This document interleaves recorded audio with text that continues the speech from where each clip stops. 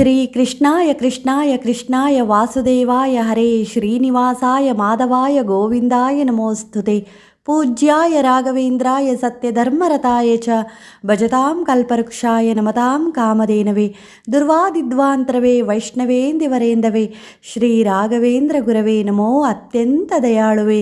ಮಂತ್ರಾಲಯದ ಗುರುರಾಯರ ಪಾದಾರವಿಂದಗಳಿಗೆ ನಮಿಸುತ್ತಾ ನಮಸ್ತೆ ಸ್ನೇಹಿತರೆ, ಎಲ್ಲರಿಗೂ ಶ್ರೀ ಅಗಮ್ಯ ಚಾನಲ್ಗೆ ಪ್ರೀತಿಯ ಸ್ವಾಗತ. ಎಲ್ಲರೂ ಚೆನ್ನಾಗಿದ್ದೀರಾ ಅಂತ ಭಾವಿಸ್ತೀನಿ. ನಿಮ್ಮೆಲ್ಲರ ಮೇಲೂ ಗುರುರಾಯರ ಅನುಗ್ರಹ ಸದಾ ಕಾಲಕ್ಕೂ ಇರಲಿ. ರಾಯರನ್ನು ನಂಬಿದ್ದೀವಿ, ರಾಯರನ್ನು ತುಂಬಾ ಪೂಜೆ ಮಾಡ್ತಾ ಇದ್ದೀವಿ, ಅವರ ವ್ರತವನ್ನು ಮಾಡಿದ್ದೀವಿ, ಹಾಗೆ ಅವರ ಸೇವೆಯನ್ನು ಮಾಡ್ತಾ ಇದ್ದೀವಿ, ಅವರ ಸ್ಮರಣೆಯನ್ನು ನಿತ್ಯವೂ ಮಾಡ್ತಾ ಇದ್ದೀವಿ. ಆದರೂ ಯಾಕೋ ಕಷ್ಟಗಳು ಪರಿಹಾರ ಆಗ್ತಾ ಇಲ್ಲ, ಸಮಸ್ಯೆಗಳು ಬಗೆಹರಿತಾ ಇಲ್ಲ, ನಾವು ಅಂದ್ಕೊಂಡಿರೋ ಕೆಲಸಗಳು ನೆರವೇರ್ತಾ ಇಲ್ಲ, ರಾಯರ ಅನುಗ್ರಹ ನಮಗಾಗ್ತಾ ಇಲ್ಲ. ಯಾಕೆ ರಾಯರು ನಮ್ಮನ್ನು ಯಾಕೆ ಇನ್ನೂ ಅನುಗ್ರಹಿಸ್ತಾ ಇಲ್ಲ, ನಮ್ಮ ಕಷ್ಟಗಳನ್ನು ಯಾಕೆ ಪರಿಹರಿಸ್ತಾ ಇಲ್ಲ? ಈಗಾಗಲೇ ನಾವು ತುಂಬಾ ನಿಷ್ಠೆಯಿಂದ ರಾಯರ ಸೇವೆ ಮಾಡಿದ್ದೀವಿ, ಅವರ ಸ್ಮರಣೆ ಮಾಡ್ತಾ ಇದ್ದೀವಿ, ಆದರೂ ಸಹ ನಮ್ಮ ಕಷ್ಟಗಳು ಪರಿಹಾರ ಆಗ್ತಾ ಇಲ್ಲ ಅಂತ ತುಂಬಾ ಜನ ನೊಂದ್ಕೊಂಡಿದ್ದಾರೆ. ಹಾಗೆ ಕೆಲವೊಬ್ಬರು ನನಗೆ ಕಾಮೆಂಟ್ಸ್ ಮೂಲಕನೂ ಸಹ ಈ ರೀತಿಯಾಗಿ ಕೇಳ್ತಾ ಇರ್ತಾರೆ. ಅದರಲ್ಲಿ ಇತ್ತೀಚಿನ ದಿನಗಳಲ್ಲಿ ಒಬ್ಬರು ನನಗೆ ಕಾಮೆಂಟ್ಸ್ ಹಾಕಿದ್ರು, ಮೇಡಮ್ ನಾನು ತುಂಬ ಕಷ್ಟದಲ್ಲಿದ್ದೀನಿ, ನನ್ನ ಮಗನಿಗೆ ತುಂಬ ಹುಷಾರಿಲ್ಲ, ನಮ್ಮ ಯಜಮಾನರಿಗೆ ತುಂಬ ಪ್ರಾಬ್ಲಮ್ ಆಗಿದೆ, ಹಾಗೆ ನನಗೆ ತಾಯಿ ಸಹ ಇಲ್ಲ, ರಾಯರೇ ನನಗೆಲ್ಲ, ರಾಯರೇ ದಿಕ್ಕು ಅಂತ ಹಾಕಿದ್ರು. ನಾನು ಅದಕ್ಕೆ ಅವರಿಗೆ ರಿಪ್ಲೈ ಮಾಡಿದ್ದೆ, ರಾಯರಿದ್ದಾರೆ, ರಾಯರ ಸೇವೆ ಮಾಡಿ, ಖಂಡಿತವಾಗ್ಲೂ ನಿಮಗೆ ಎಲ್ಲ ಒಳ್ಳೆಯದಾಗುತ್ತೆ ಅಂತ ರಿಪ್ಲೈ ಮಾಡಿದ್ದೆ. ಅದಕ್ಕೆ ಅವರು ಮತ್ತೆ ಕಮೆಂಟ್ಸ್ ಹಾಕಿದ್ರು, ನಾನು ಈಗಾಗಲೇ ತುಂಬ ರಾಯರ ಸೇವೆ ಮಾಡಿದ್ದೀನಿ, ಆದರೂ ನನ್ನ ಕಷ್ಟಗಳು ಪರಿಹಾರ ಆಗ್ತಾ ಇಲ್ಲ, ನನಗನ್ಸುತ್ತೆ ಸೂಸೈಡೇ ಪರಿಹಾರ ಅಂತ. ಈ ಮಾತನ್ನು ಕೇಳಿ ನನಗೆ ತುಂಬಾ ಬೇಜಾರಾಯಿತು ಸ್ನೇಹಿತರೆ. ಯಾಕೆ ಅಂದರೆ ನಮ್ಮ ಪೂರ್ವಾರ್ಜಿತ ಕರ್ಮ ಫಲಗಳು ಏನಿದವೋ ಅದನ್ನು ನಾವು ಈ ಜನ್ಮದಲ್ಲಿ ಅನುಭವಿಸ್ತಾ ಇದ್ದೀವಿ. ಅದಕ್ಕೆ ರಾಯರನ್ನು ದೂರಿದರೆ ಏನು ಪ್ರಯೋಜನ?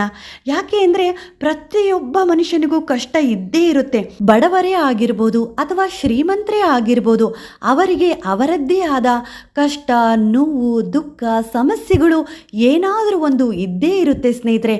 ಯಾರೂ ಇಲ್ಲಿ ಸುಖಿ ಜೀವಿಗಳ ಅಲ್ವೇ ಅಲ್ಲ. ಬಂದಿರುವ ಕಷ್ಟಗಳನ್ನು ಧೈರ್ಯವಾಗಿ ಎದುರಿಸಬೇಕು, ಎದುರಿಸಿ ಪರಿಹರಿಸಿಕೊಂಡು ಗಟ್ಟಿಯಾಗಿ ನೆಲೆ ನಿಲ್ಲಬೇಕು ಸ್ನೇಹಿತರೆ. ಆಗಲೇ ನಮ್ಮ ಜೀವನಕ್ಕೆ ಒಂದು ಒಳ್ಳೆಯ ಅರ್ಥ ಸಿಗೋದು. ಹಾಗಂತ ನಮಗೆ ತುಂಬಾ ಕಷ್ಟಗಳಿದ್ದಾವೆ, ಅದಕ್ಕೋಸ್ಕರ ರಾಯರ ಸೇವೆ ಮಾಡ್ತಾ ಇದ್ದೀವಿ, ರಾಯರು ಯಾಕೋ ಕರುಣೆ ತೋರಿಸ್ತಾ ಇಲ್ಲ, ಅನುಗ್ರಹಿಸ್ತಾ ಇಲ್ಲ ಅಂತ ನಾವು ಪ್ರತಿಯೊಂದಕ್ಕೂ ನಮ್ಮ ಕಷ್ಟಗಳಿಗೆ, ನಮ್ಮ ಪ್ರತಿಯೊಂದು ಬೇಡಿಕೆಗಳು ಈಡೇರ್ತಾ ಇಲ್ಲ ಅಂತ ರಾಯರನ್ನು ದೂಷಿಸೋದು ತುಂಬಾ ತಪ್ಪಾಗುತ್ತೆ ಸ್ನೇಹಿತರೆ. ಆದರೂ ಸ್ನೇಹಿತರೆ, ಗುರುರಾಯರು ತುಂಬಾ ಕರುಣಾಮಯಿಗಳು.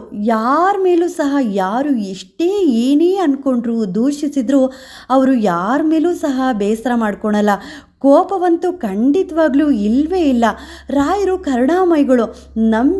ರಾಯರನ್ನು ನಂಬಿ ಯಾರು ಬರ್ತಾರೋ, ಅವರ ಸೇವೆಯನ್ನು ಯಾರು ನಿಷ್ಠೆಯಿಂದ ಮಾಡ್ತಾರೋ, ರಾಯರು ಖಂಡಿತವಾಗ್ಲೂ ಅವರ ಕೈಯನ್ನು ಬಿಡೋದಿಲ್ಲ. ಅವರಿಗೆ ಯಾವುದಾದ್ರೂ ಒಂದು ರೂಪದಲ್ಲಿ ಒಳ್ಳೆಯದನ್ನು ಮಾಡೇ ಮಾಡ್ತಾರೆ. ಅವರು ಕೊಡೋದನ್ನು ಅಥವಾ ಕಷ್ಟಗಳನ್ನು ಪರಿಹರಿಸೋದನ್ನು, ಅವರ ಬೇಡಿಕೆಯನ್ನು ಈಡೇರಿಸೋದನ್ನು ರಾಯರು ಸ್ವಲ್ಪ ತಡ ಮಾಡ್ಬೋದು, ಆದರೆ ಖಂಡಿತವಾಗ್ಲೂ ರಾಯರು ಎಲ್ಲವನ್ನ ಒಳ್ಳೆಯದು ಮಾಡೇ ಮಾಡ್ತಾರೆ.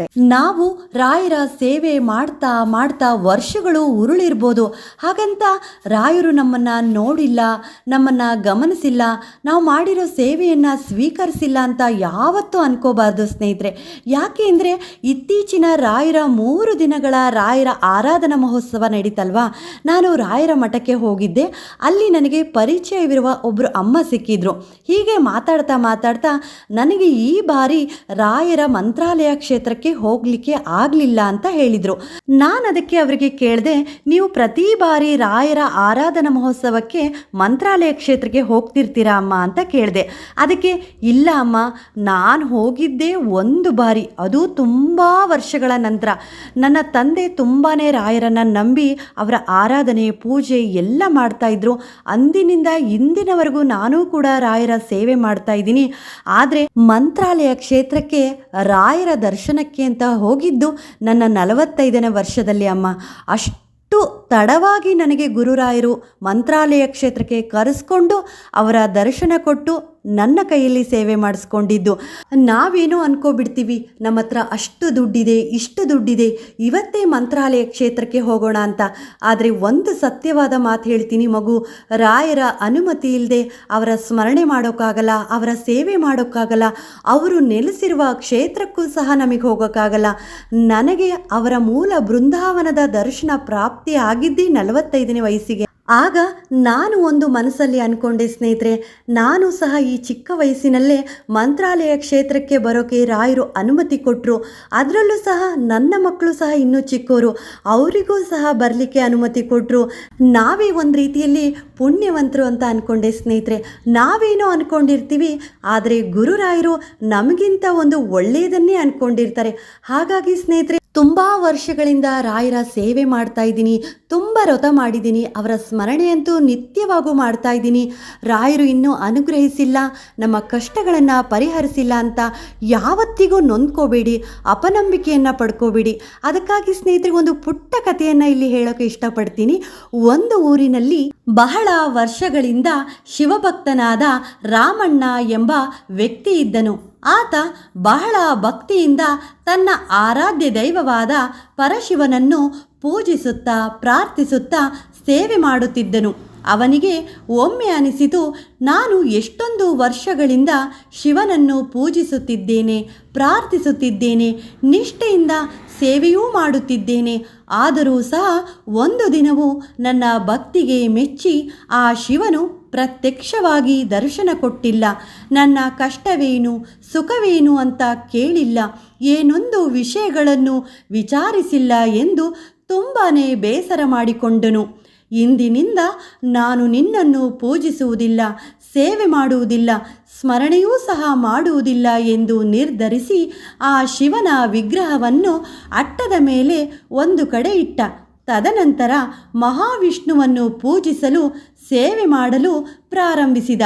ಶಿವನು ಅಭಿಷೇಕ ಪ್ರಿಯನಾದರೆ ವಿಷ್ಣುವು ಅಲಂಕಾರ ಪ್ರಿಯನೆಂದು ಅವನಿಗೆ ವಿಧ ವಿಧವಾದ ಅಲಂಕಾರ ಮಾಡಿ ದೀಪಾರತಿಗಳನ್ನು ಬೆಳಗಿಸಿ ಊದುಬತ್ತಿ ಹಚ್ಚಿ ಸಾಂಬ್ರಾಣಿಯನ್ನು ಹಾಕಿ ಮಂಗಳಾರತಿ ಮಾಡುವಾಗ ತಕ್ಷಣವೇ ಅಟ್ಟದ ಮೇಲೆ ಇಟ್ಟಿದ್ದ ಶಿವನ ವಿಗ್ರಹ ನೆನಪಿಗೆ ಬಂದು, ಅರೆ, ನಾನೇನು ಮಾಡುತ್ತಿದ್ದೇನೆ, ಇದೆಲ್ಲ ನನ್ನ ಶಿವನಿಗೆ ಇಷ್ಟವಾಗುವುದಿಲ್ಲವೆಂದು ಬೇಗನೆ ಅಟ್ಟವನ್ನು ಏರಿ ಅಲ್ಲಿ ಇಟ್ಟಿದ್ದ ಶಿವನ ವಿಗ್ರಹದ ಮೂಗು ಬಾಯಿಗೆ ಒಂದು ಒಳ್ಳೆಯ ಬಟ್ಟೆಯನ್ನು ಬಿಗಿಯಾಗಿ ಸುತ್ತಿ ಅಟ್ಟದಿಂದ ಕೆಳಗೆ ಇಳಿಯುತ್ತಿದ್ದ. ಮರುಕ್ಷಣವೇ ಆತನ ಎದುರಿಗೆ ಸಾಕ್ಷಾತ್ ಶಿವನೇ ಪ್ರತ್ಯಕ್ಷವಾಗಿ ನಿಂತಿದ್ದ. ಅದನ್ನು ಕಂಡು ರಾಮಣ್ಣನಿಗೆ ತನ್ನ ಕಣ್ಣುಗಳನ್ನೇ ಆತ ನಂಬಲಿಕ್ಕೆ ಆಗಲಿಲ್ಲ. ಮರುಕ್ಷಣವೇ ಸಾವರಿಸಿಕೊಂಡು, ಪರಮಾತ್ಮನೇ, ನಾನು ಎಷ್ಟೊಂದು ವರ್ಷಗಳಿಂದ ನಿನ್ನನ್ನು ನಿಷ್ಠೆಯಿಂದ ಪೂಜಿಸಿದಾಗ ಒಂದು ದಿನವೂ ನನಗೆ ದರ್ಶನ ನೀಡಲಿಲ್ಲ.